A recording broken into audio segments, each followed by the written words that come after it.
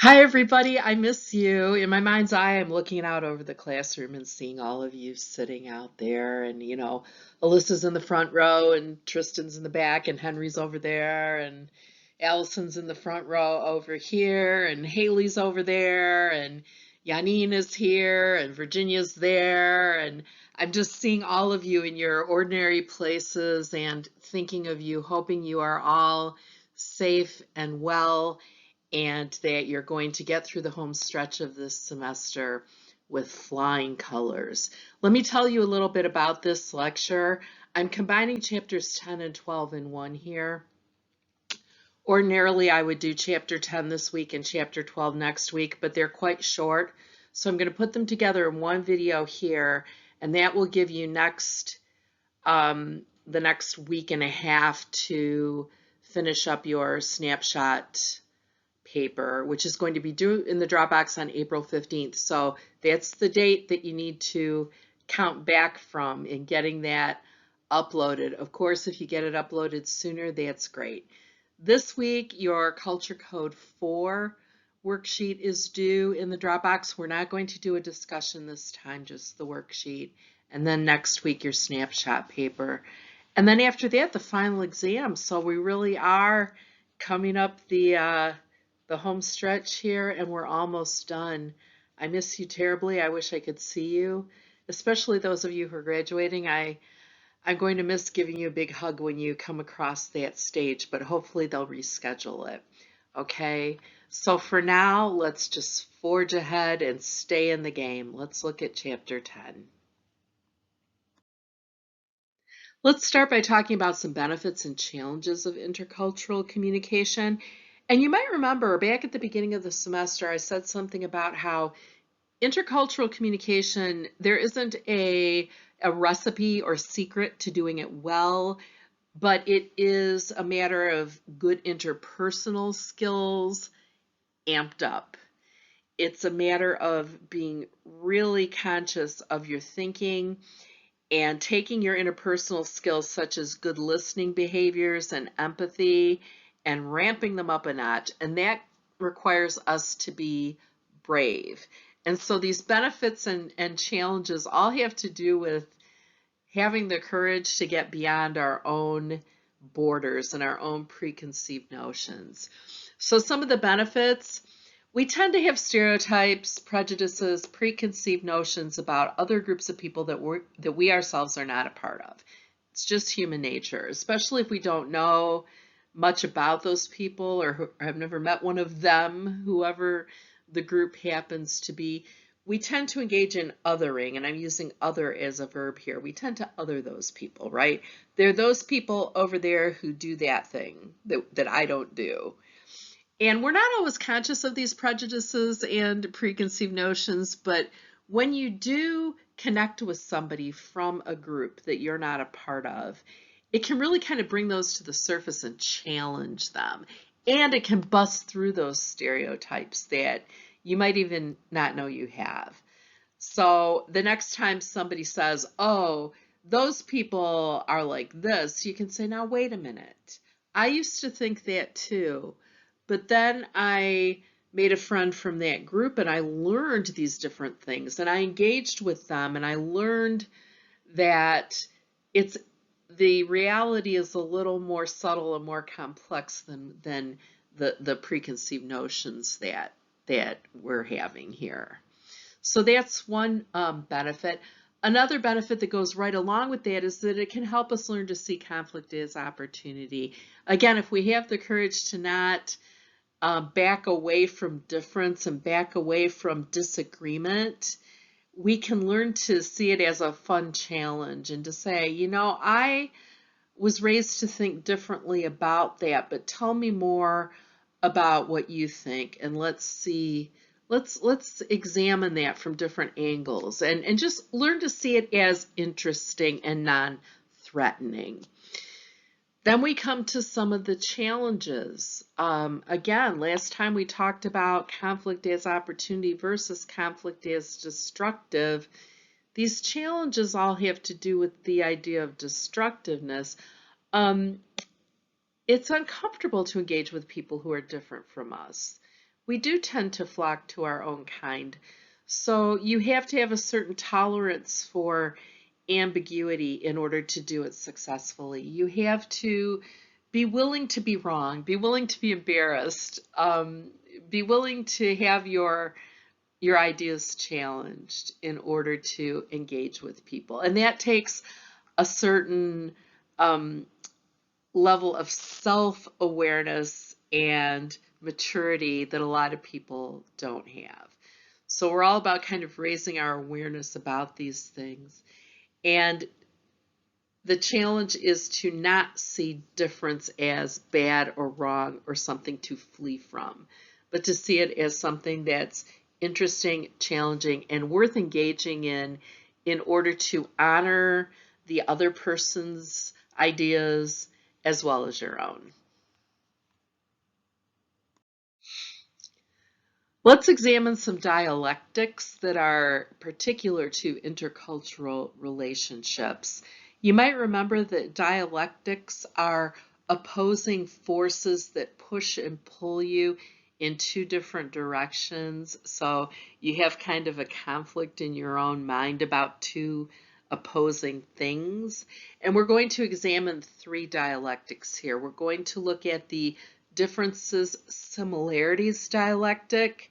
We'll look at the cultural individual dialectic, and we'll look at the privilege disadvantage dialectic. And I'll talk about these more on the upcoming slides. We'll talk about them one by one. The first dialectic we'll examine is the differences similarities dialectic. And this dialectic is based on the principle that like attracts like, the similarity principle, that we are naturally drawn to people who think like us, act like us, look like us. And that's just a natural tendency. And that being with people who are like us gives us a sense of cognitive consistency, cognitive meaning thinking, right? So we seek connection, we seek agreement, we like to hear ideas that we agree with, we like to be with people that reinforce our own beliefs. That all makes us very comfortable being with similar people. So the differences similarities dialectic proposes that we're always going to be drawn toward that similar end of the scale. And when we do encounter difference, it's challenging to kind of stand your ground, to stand in your discomfort, to stand in your sense of alienation, perhaps, and to be curious and to engage with difference rather than allowing yourself to be kind of mindlessly pulled back toward similarity. So part of the challenge of being a good intercultural communicator is being aware of this natural tendency and to decide that in these moments of discomfort, I'm going to deal with the discomfort because something here is interesting that I want to engage with. The next dialectic is the cultural individual dialectic, and this is a great example of personal standpoint versus culture code. Think of it that way, and how those can come into conflict sometimes. So, culture code for Americans might be that we are ambitious and we want to get ahead, and in our careers, we want to climb the ladder and get promoted. We want to make more money over time and things like that. That is our culture. Your individual standpoint might be that personal fulfillment in a career is much more important than money, and maybe relationships with coworkers are more valuable than a promotion or a boost in salary. Those might come into conflict sometimes when, for example, maybe you do believe that career fulfillment is more important than money, but you get an opportunity for a really sizable raise that would allow you to move into a larger home or something, which is something you've been wanting to do. And the culture code side of things is telling you that yes, you should go for that. You should embrace that because more money is a badge of achievement in our culture, right? Remember all those things about money being keeping score and things like that. So you've got that cultural influence pulling at you, even if you don't entirely buy it.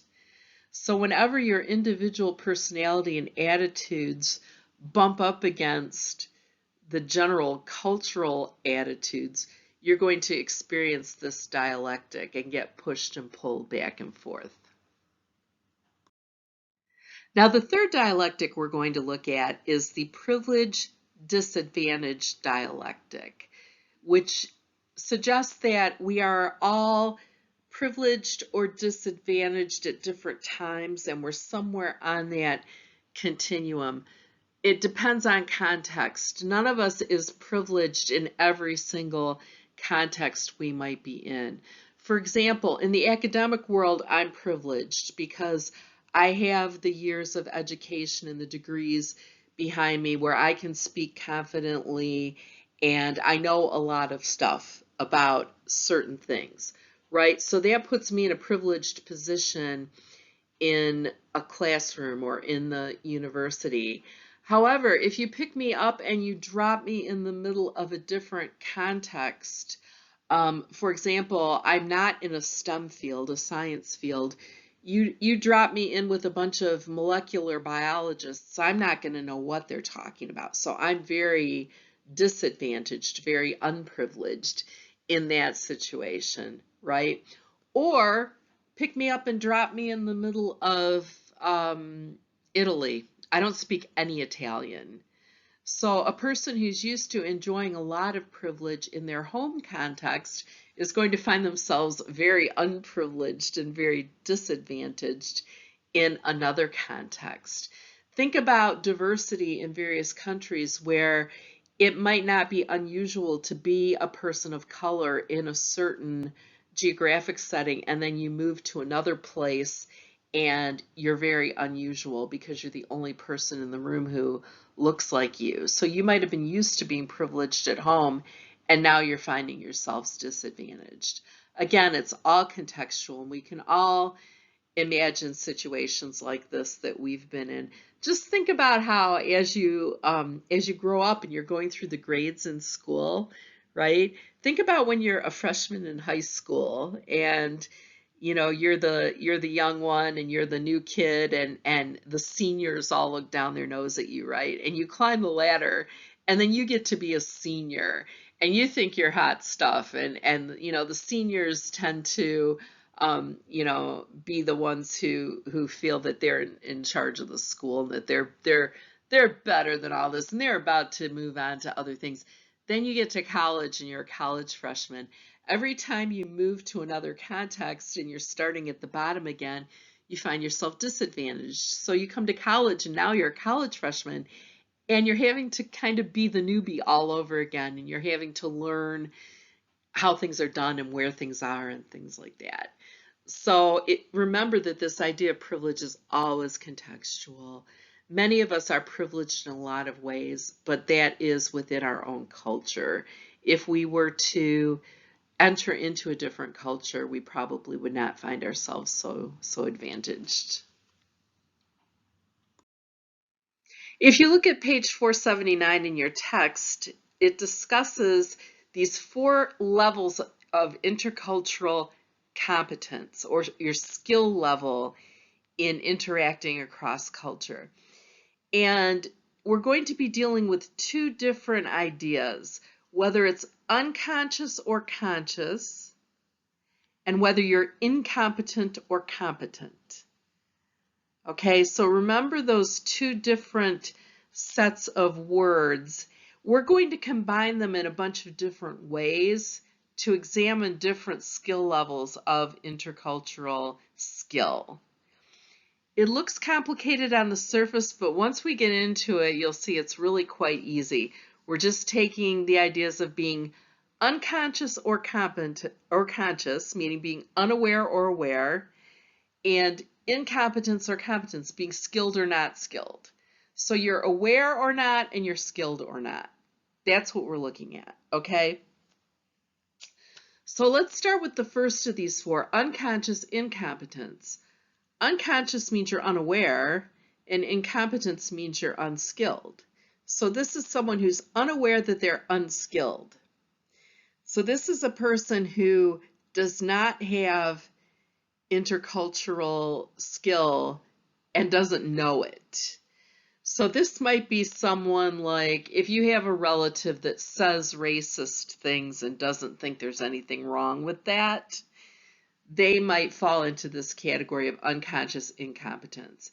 They lack the skill and they're not aware that they lack the skill. They're not aware that there's something else they're supposed to be doing, right? So we don't want to be that person. The next one, conscious incompetence. In this level of competence, the person's aware that there's something that they should be doing, but they don't have the skill, okay?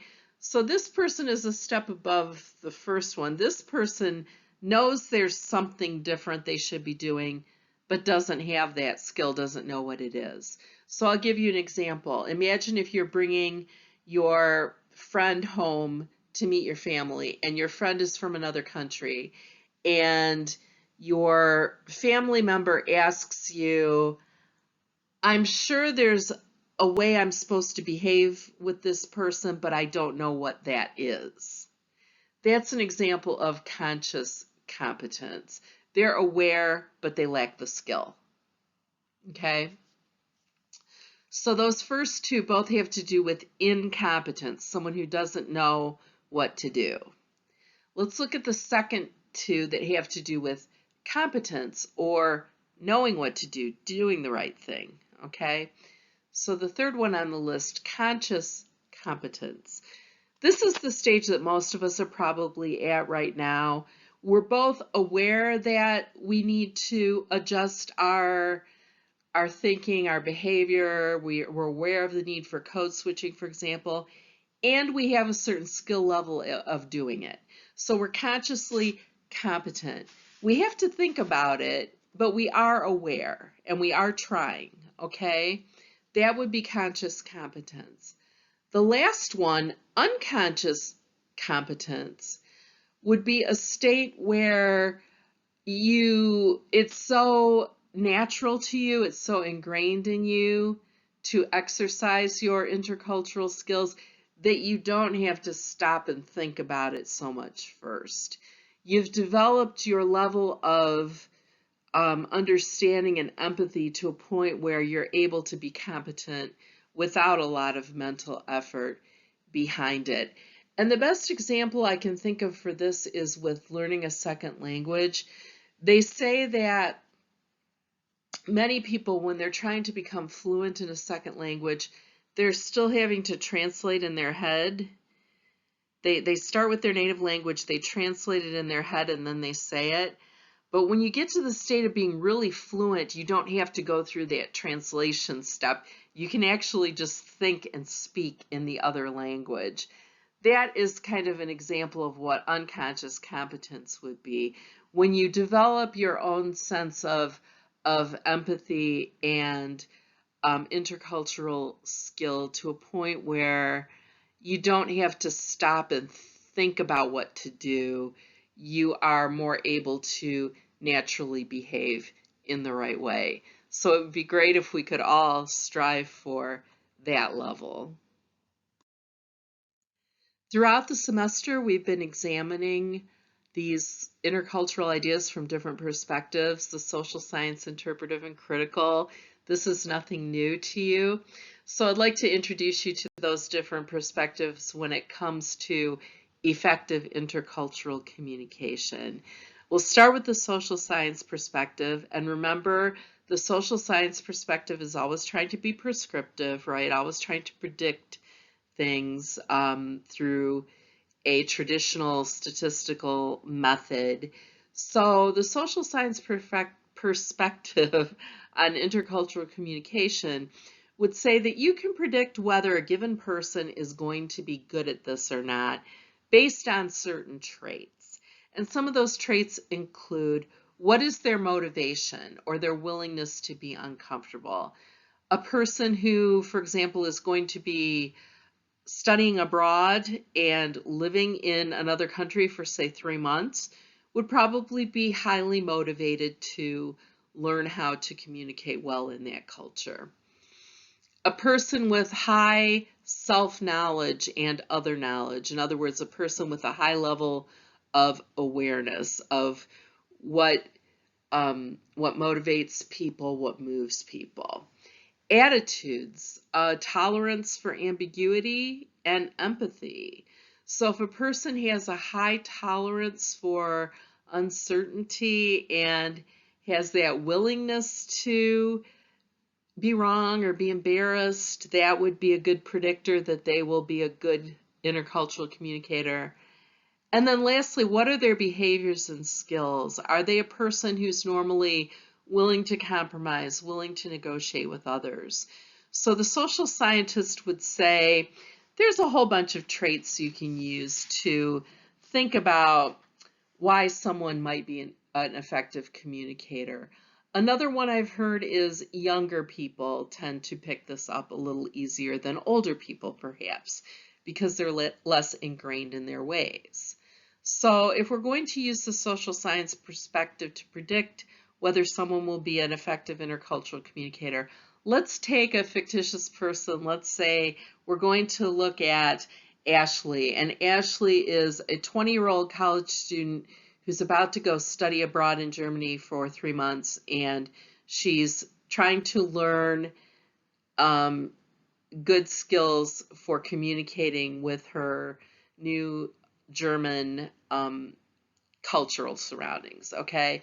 So let's look at Ashley. Well, she's relatively young, right? We'd say she's really motivated because she has a personal interest in doing this well, right? Let's say she has a high level of self-knowledge. She's a very introspective person. She has a high knowledge of other people. She has a lot of empathy. She understands how people think and what motivates them. She's willing to be patient, willing to deal with a certain amount of discomfort in order to do this well. And her normal behaviors are willing to work with other people, willing to give and take, things like that. Well, then we would say, based on those ideas, we're going to predict that Ashley will be an effective intercultural communicator, that she will be successful in her study abroad situation. Now, for the interpretive perspective, recall that interpretivists say context is everything. There is no one size fits all. You can't necessarily predict what's going to happen. You have to look at each situation in and of itself. So an interpretivist would say a good communicator is sensitive to context. So if you are a person who is able to adjust to context, you're going to be more successful in intercultural communication. You're going to be aware of things like privilege and disadvantage, right? That I am privileged at home, but in this particular context, I'm not privileged, so I'm not going to act like I am, right? You're very sensitive to those nuances of context.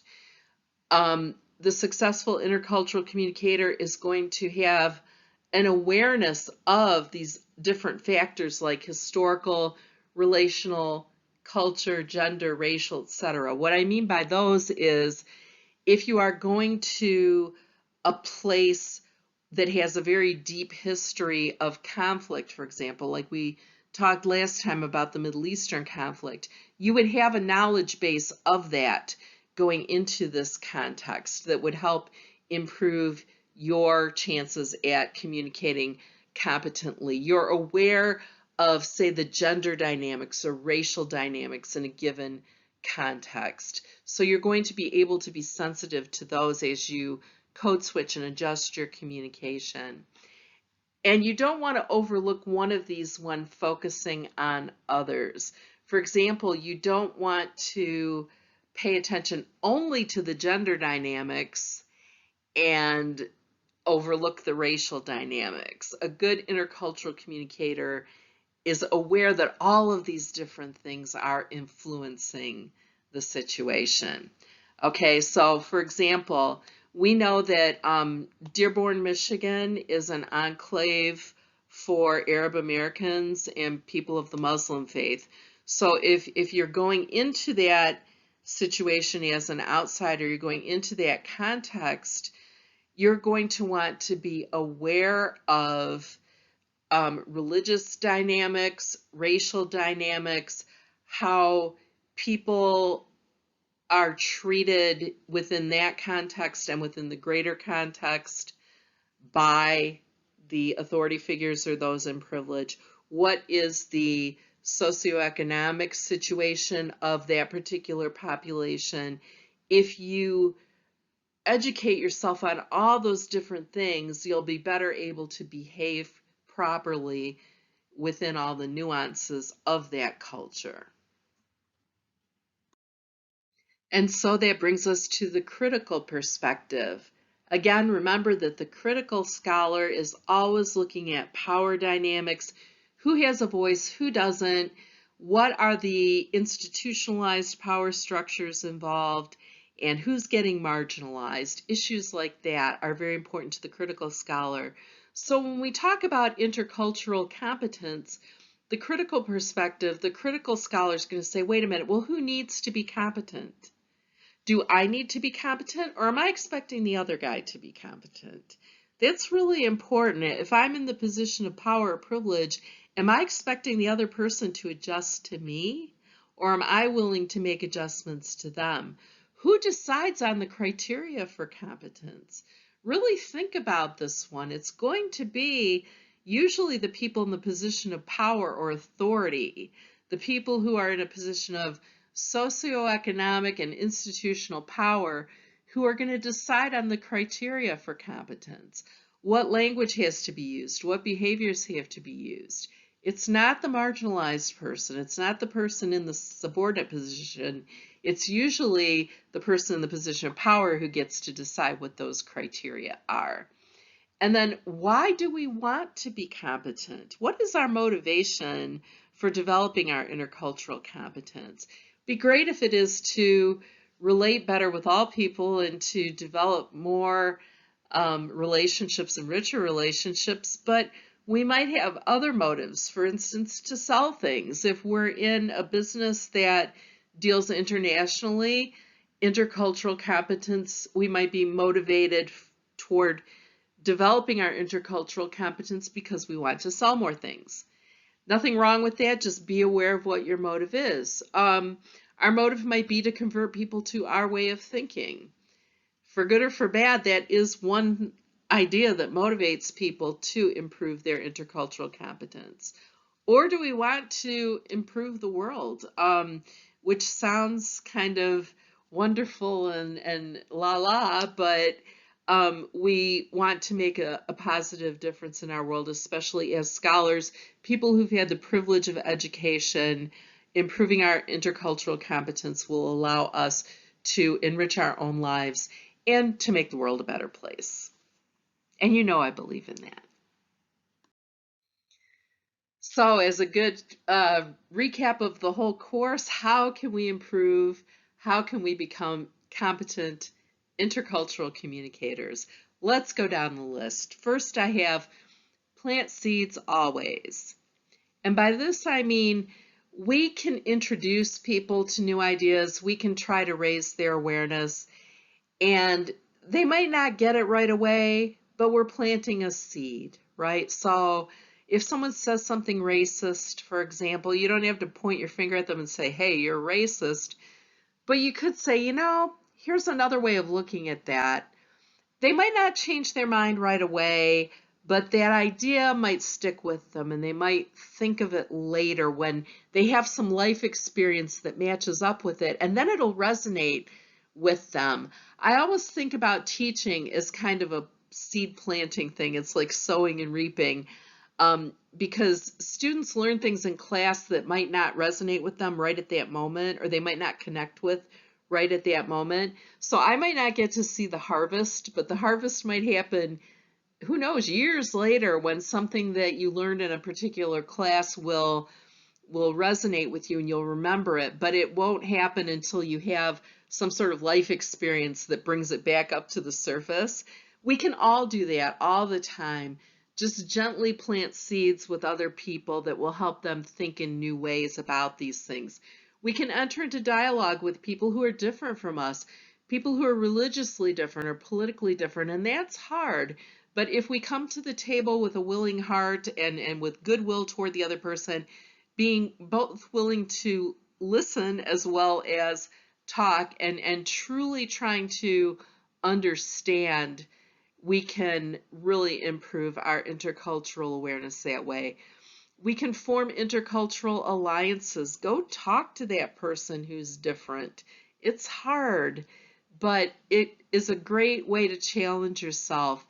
Affirm difference. Now, remember the standpoint activity we did. Every one of us came to this place by a different path. I always say that every student in the classroom came to this place in this moment by a different path. We've all had different life experiences. Let's not say, oh, we're all the same, and disregard or disrespect the fact that some of us have had different challenges than others, and some of those challenges have been difficult. So I can affirm my difference and affirm the areas in which I've been privileged. I can affirm the areas in which maybe things have been more difficult for somebody else. I'm very privileged and very fortunate to be embodied as a white woman.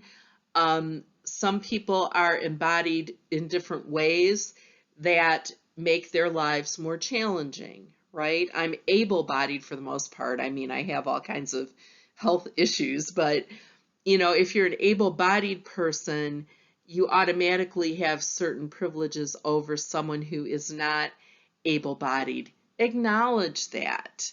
Be aware of that. The road has been a little harder for that person maybe than it has been for you.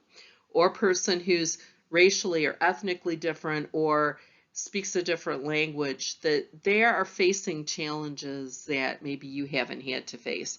So acknowledge that and respect it. So the big one here at the end is to learn to be comfortable with discomfort. If nothing else, I hope we can all get to this place, and I'm constantly working on it in myself. Be willing to push against your comfort zone. Be willing to be awkward or embarrassed or get it wrong in the service of making stronger connections with people, in the interest of establishing a mutual understanding with people. And it's hard. You have to get over your own self-consciousness. You have to get out of your own head and be more other focused than inward focused. And it's really hard. And it's a challenge. I haven't perfected it yet. I don't know many people who have, but it's a worthy challenge to set for yourself, to every day try to get a little more comfortable with discomfort, because the best things happen outside of your comfort zone. Okay, so that's my wisdom for today. Now, what do you need to do from here? You need to do your Culture Code 4 worksheet, upload it to the Dropbox this week. I believe the due date on that is the 8th, which is Wednesday. And then this video serves for both this week and next week, so there won't be a separate video next week, but next week you're going to be uploading your snapshot project.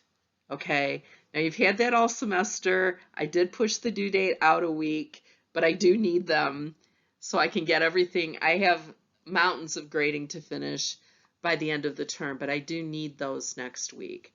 Okay, if you're having problems, talk to me now. Talk to me sooner rather than later. The whole point of that project is for it to be a great kind of capstone learning experience for you out of this class. Now, beyond that, we do have a final exam in the course. It's on the 22nd. It will be open from 12:01 a.m. to 11:59 p.m. So it'll be open the entire day, but you get 2 hours to take it. So you get a 2-hour window. Once you go in, you have to finish within 2 hours. And I'll be giving you more detail on that, but mark that on your calendars right now so it doesn't pass you by unawares. Okay? Take very good care of yourself and all of your loved ones, and I hope I see you very soon. Bye-bye.